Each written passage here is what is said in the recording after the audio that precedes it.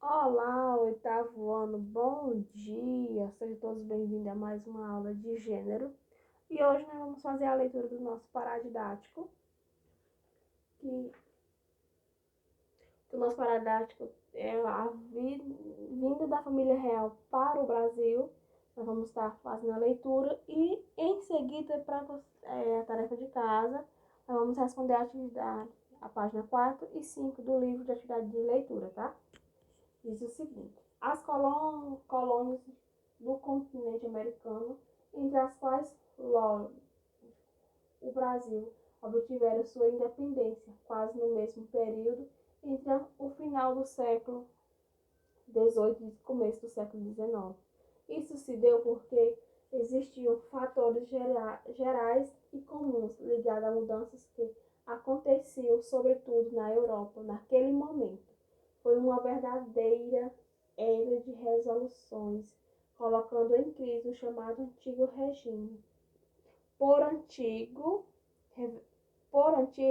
revoluções, colocando-se em crise o chamado antigo regime, e entendermos os elementos políticos e econômicos que havia até então na Europa: monarquias absolutistas, mercantilismo, sociedade dividida em estamentos, escravidão e servidão, e do qual fazia parte do sistema colonial, isto é, dominação e exploração de uma colônia da América por uma metrópole europeia. Na realidade, a crise do antigo regime nos séculos 8 e 9 e nos séculos 18 e 19 tinham a ver com a vitória do capitalismo expressas em vários fatos históricos. No plano econômico, o triunfo do capitalismo aconteceu com a Revolução Industrial, um extraordinário processo de invenções que mudou radicalmente a vida dos homens. A Revolução Industrial teve início na Inglaterra, que por isso mesmo tornou-se a grande potência mundial do período. Com a Revolução Industrial, surgiram inúmeras fábricas com máquinas a vapor manuseadas por trabalhadores livres e assalariados. Houve um aumento da população, o aperfeiçoamento dos transportes e das comunicações, o aumento da urbanização e etc. Diante do gigantesco aumento da população decorrente da Revolução Industrial, seria interessante para as nações capitalistas e industrializadas acabar com o sistema colonial. Um dos elementos da dominação colonial era o pacto colonial, monopólio do comércio externo, ou seja, a colônia só podia negociar com sua metrópole, o Brasil, exceto pelos casos de contrabando ou acordos comerciais especiais, só vendia para Portugal, de onde comprava produtos aqui não existiam ou cuja fabricação era proibida.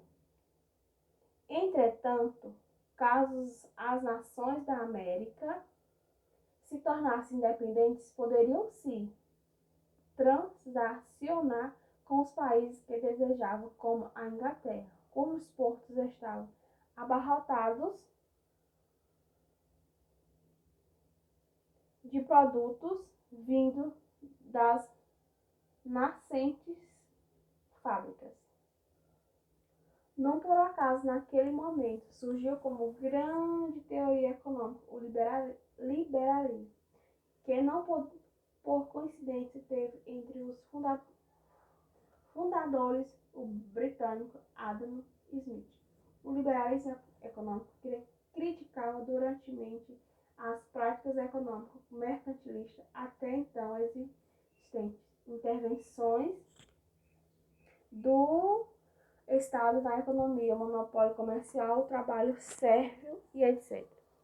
Defendendo a livre concorrência, a livre iniciativa de o cidadão produzir o que desejar, o livre comércio entre as nações, livre trabalho, enfim, livre mercado capitalista.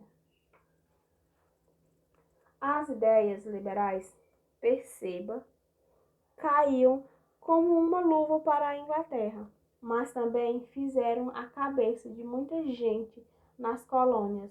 Para as elites brasileiras, seria mais lucrativo vender ou comprar diretamente da Inglaterra do que negociar apenas com Portugal, pois no sistema colonial havia uma série de privilégios para os mercadores lusitanos, encarecendo os produtos importados e exportados. Ao lado do liberalismo, vieram umas ideias do iluminismo. Este foi um conjunto de pensamentos políticos do século XVII e XVIII, surgindo na Inglaterra e na França, tendo como grandes teóricos nomes como John Locke, Voltaire, Montesquieu e Rousseau. O iluminismo também chamado de filosofia das luzes, enciclopedismo ou ilustração, defendia a valorização da liberdade em todas as suas manifestações. Defendia todas as suas manifestações. Os oprimidos tinham os direitos natural de receber conta dos opressores. Assim, o iluminismo fazia sentido para o Brasil, afinal, a colônia era alvo da opressão portuguesa.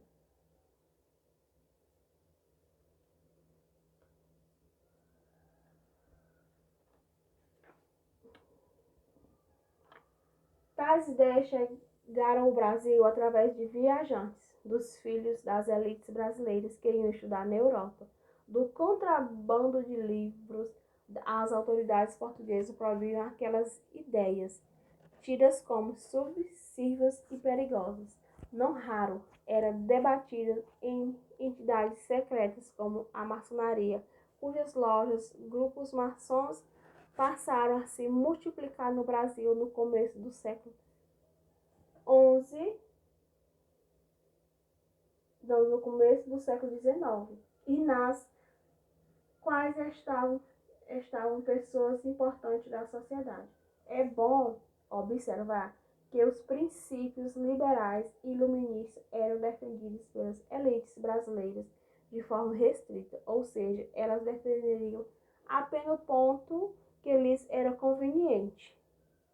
Dessa forma, muitos daqueles que falavam em liberdade e igualdade eram poderosos latifundiários, donos de vastas extensões de terra, com o privilégio, influência política e poder de mando, de vida e de morte sobre pessoas pobres livres. Muitos ganhavam dinheiro com o tráfico africano para o Brasil. Tinha certeza de que a escravidão era condenada pela filosofia das luzes e não pensavam em libertá-los ou em renunciar aos privilégios.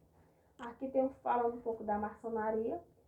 Há muitas polêmicas sobre a origem da maçonaria, mas suas raízes estão situadas mais claramente na Europa na Idade Média. O nome vem de maçon, que em francês significa construtor, pedreiro, e refere-se a uma respeitável corporação de ofício, responsável pela construção dos prédios monumentais.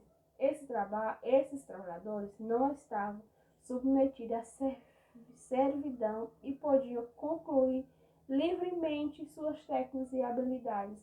Eram guardadas em segredos, transmitidas e confidencialmente. O ingresso de pedreiro livre compreendia rituais.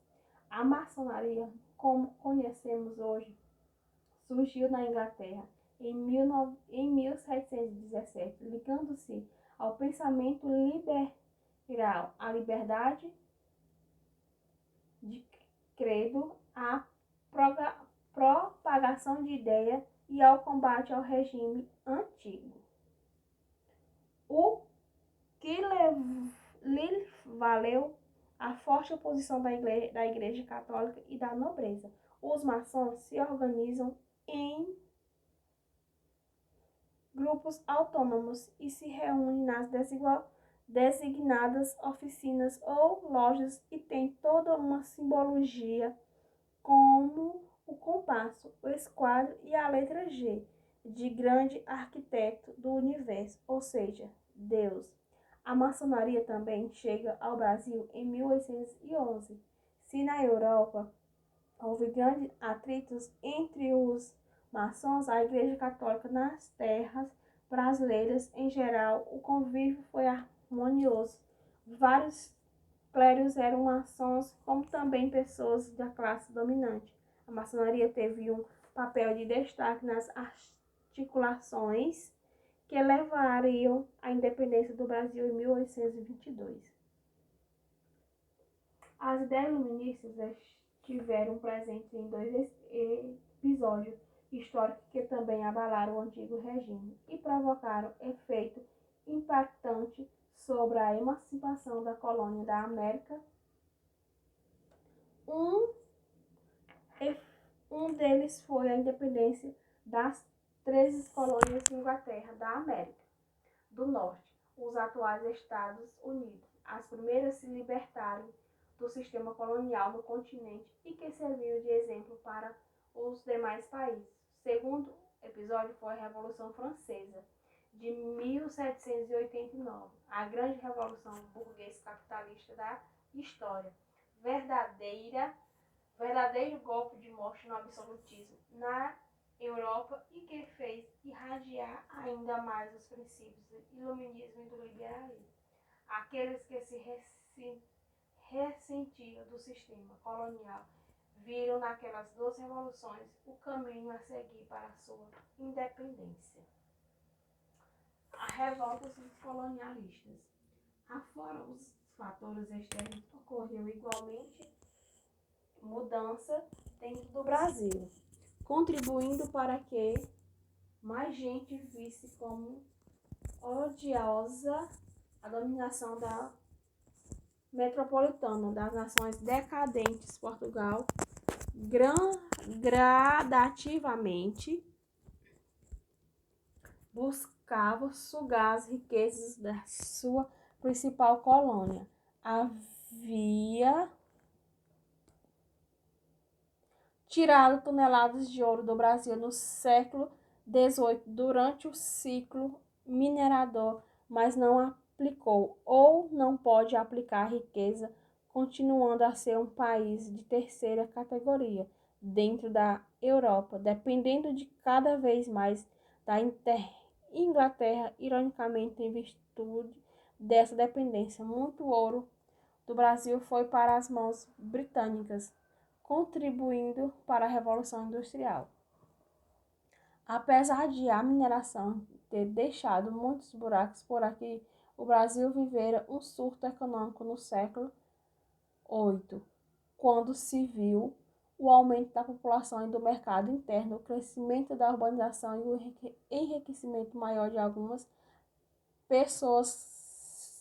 camadas da sociedade, as elites e as classes médias, tocados pelas ideias revolucionárias europeias e sufocado pelo monopólio, pela dominação da política imposta por Portugal, passaram a pesar em emancipação.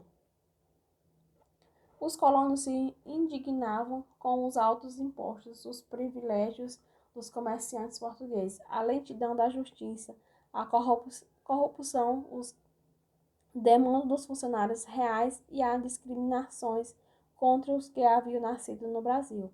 Essa indignação, o desejo por independência aumentaram no final do século VIII, quando a mineração entrou em decadência e a crise geral da economia colonial se agravou. Não foi coincidência que uma das revoltas de libertação colonial tenha ocorrido na região aurífera de Minas Gerais, a Inconfidência Mineira, em 1789, comandada por vários elementos das classes dominantes e média. A rigor visava a independência de Minas no Rio de Janeiro e talvez de São Paulo. Não havia, à época, um Estado nacional, ou seja, várias províncias do Brasil não tinham ligações entre si, influenciadas pelos princípios iluministas e liberais e pela emancipação dos Estados Unidos. Os inconfidentes não chegaram a se decidir sobre a grave questão da escravidão. Após as leituras das páginas até a 16, nós iremos responder a página 4 e 5 do nosso livro de atividade de reforço. A primeira questão diz o seguinte: identifique ao menos duas mudanças ocorridas na sociedade brasileira no decorrer do século XVIII com a chegada da corte portuguesa. Ele pediu pelo menos duas, né? Aí tem aqui: a crescente urbanização, visto que a concentração da corte real proporcionou o crescimento urbano e a política de abertura dos portos às nações amigas, principalmente a Inglaterra, que saiu com ganhos maiores em suas exportações. A segunda questão: a abertura dos portos realizada de D. João teve amplas repercussões. O que essa medida significou na prática? Significou o rompimento do pacto colonial, iniciando um novo processo e culminou com a independência. A terceira questão, nós vamos ler as alternativas e depois estar marcando. A Revolução Industrial ocorrida na Inglaterra a partir de metade do século XVIII pode ser compreendida como uma revolução sem precedentes que resultou em transformações de ordens econômica e social. Sobre esse tema, analise as afirmações a seguir. Primeira, iniciou em um processo de mecanização do campo, alterando costumes e paisagem. 2. Ampliou em mudanças de grande amplitude com a nova organização das realizações do trabalhista. 3. Implicou em uma nova concepção de tempo vinculada à população ao trabalho nas fábricas. E o que está correto? Apenas o 1 e o 2 está correto, o 1 e o 3 está correto, o 2 e o 3 ou está correto, 1, 2 e 3. Está correta as três alternativas, então nós vamos marcar a alternativa E. A quarta questão: antes da vinda da família real para o Brasil em 1808, estava vigorando na Europa o antigo regime. Que elemento caracterizava esse modelo de governo? A monarquia absolutista, mercantilismo, sociedade dividida em extremamentos, escravidão, servidão e exploração de pessoas. E a quinta questão: as colônias do continente americano, entre as quais, lógico, o Brasil, estiveram sua independência quase o mesmo período entre o final do século XVIII e o começo do século XIX. Isso se deu porque existiam fatores gerais e comuns ligados às mudanças que aconteciam, sobretudo na Europa naquele momento.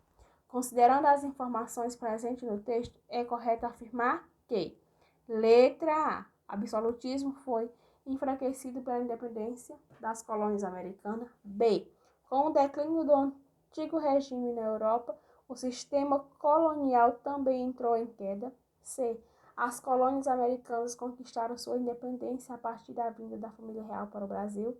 D, D. João VI incentivou a independência do Brasil para que, como nação livre, o país se tornasse consumidor dos produtos manufaturados portugueses. Letra E, com a expansão do Império de Napoleão pela Europa, as colônias americanas encontraram mais facilidade para se rebelar, pois as metrópoles estavam em conflito constante com as tropas francesas. Então, nós vamos estar marcando a alternativa B, que fala sobre: com o declínio do antigo regime na Europa, o sistema colonial também entrou em queda. Essa foi a nossa aula de leitura de hoje. Tenham todos um bom dia, uma boa atividade, um forte abraço em cada um de vocês.